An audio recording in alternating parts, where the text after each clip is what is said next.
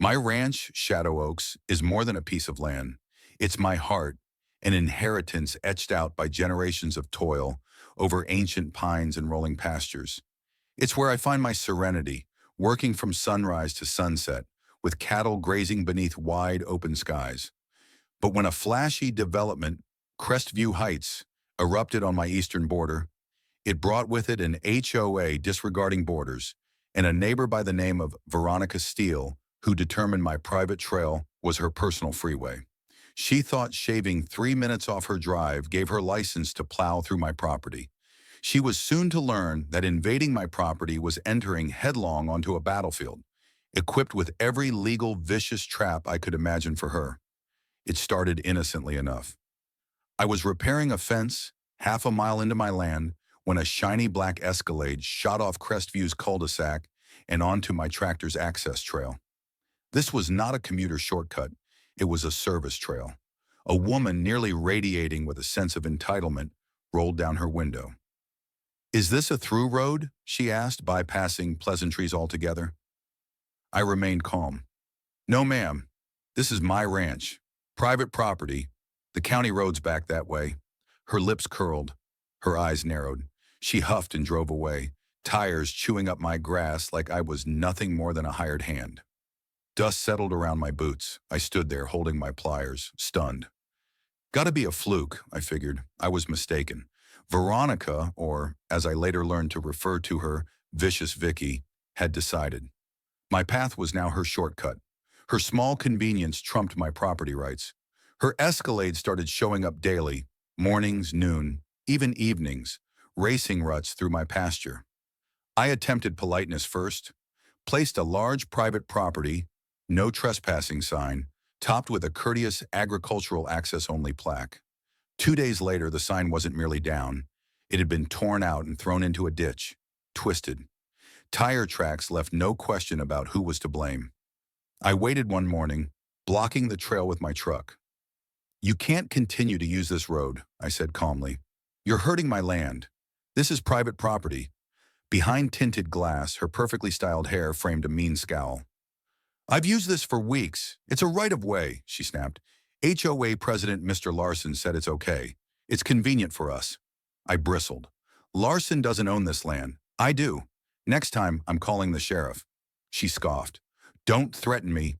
You're just selfish, holding on to land."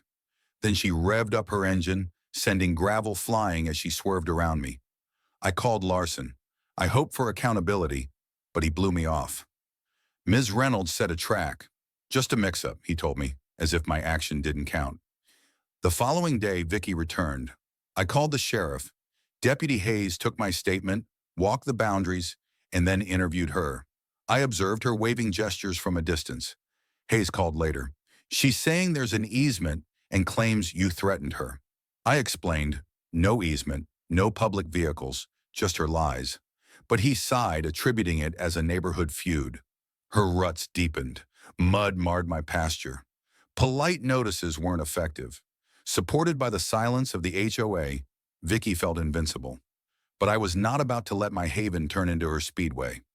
Fury turned to scheming. If the law wouldn't deter her, I'd make her shortcut seem like a trap, legally. I went to see Amos, a retired surveyor and neighbor, over whiskey in his map-covered shed. "Traditional HOA arrogance," he grumbled. "They believe their rules override your deed." He verified my boundaries were rock solid, no easements. "Mark every inch," he told me, "and make that trail miserable for her SUV." We spent the weekend restaking my border with neon yellow markers, nailing up new signs. Amos snickered. "That Escalade isn't designed for ranch roads." "Spiff it up. She'll wish she'd never crossed it." Then I had a meeting with Laura Bennett, an attorney who was familiar with rural property. She smirked at Vicky's nerve.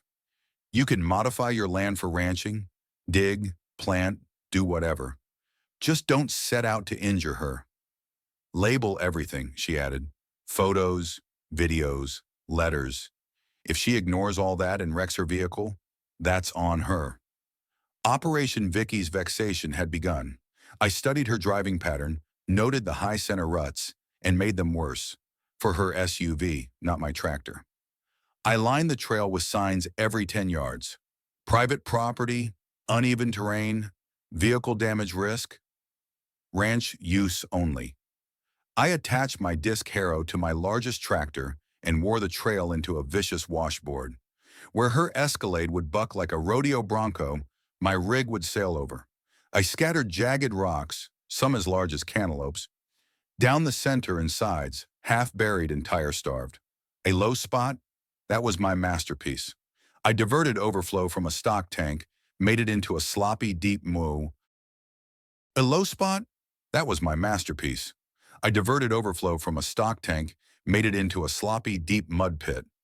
Then I spread 50 feet of ripe manure past it, a wall of stench she'd have to cross if she got stuck. And lastly, I set out thorny blackthorn saplings along the shoulders, potential walls of pain.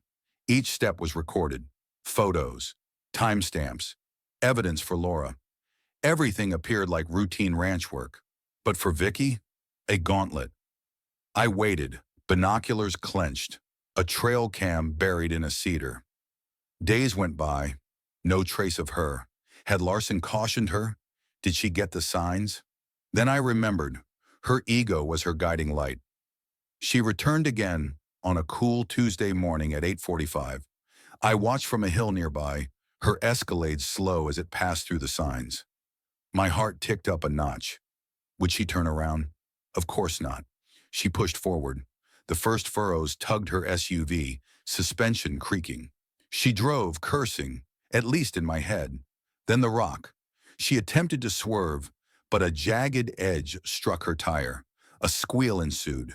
Still, she forged ahead, into the muck. She floored it, counting on speed to bail her out. Bad choice. The tires spun futilely.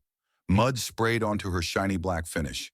The Escalade plunged, axle deep, one tire already blown. Vicky stepped out, raw anger in a business suit. She cursed at her vehicle, the mud, perhaps even the heavens. Before us stood the manure pile. She stopped in her tracks. Exiting meant crossing hell. She made some frantic phone calls, likely to her husband, perhaps Larson, and then gave up. She stomped back toward Crestview, ruined designer boots. I pulled up, pretending to be outraged. Trouble, Ms. Reynolds? Her face reddened. You did this! You ruined my driveway! I blinked. This is my ranch trail. I'm controlling erosion, as the signs clearly indicate. I pointed to the heap. Organic fertilizer, sustainable ranching. If you'd taken the county road, you'd be fine. She shrieked, I'm suing you! Deputy Hayes arrived alongside a tow truck. The driver took one look at the mud and quoted a painful price. Vicky ranted about traps. I showed Hayes my signs, photos, camera footage, ranch work logs. He shook his head. This is private land, he said, clearly marked. Driving here was your choice. The tow truck pulled her SUV out, scraping and clattering the entire distance. I heard the last bill was staggering. Vicky's glare could melt steel, but she left defeated. Crestview hummed with the tale. I posted the video to sympathetic neighbors. She attempted to get Larson on her side, accusing me of booby-trapping the trail. But he got frightened, issued a memo. That trail is closed. Trespassers subject to damages. Laura forwarded him Vicky's trespass record, with pictures. Suggested a countersuit. Vicky sued me in small claims court for her damages. Laura read our stack. The signs, the video, my deed. The judge was unmoved. You disregarded warnings and barreled over a ranch trail. What did you expect? Case dismissed.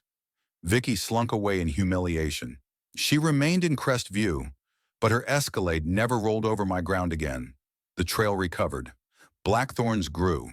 The manure enriched the earth. Shadow oaks belonged to me once more. The cattle grazed in harmony. This was never about a shortcut. It was about protecting what's mine, against arrogance and entitlement.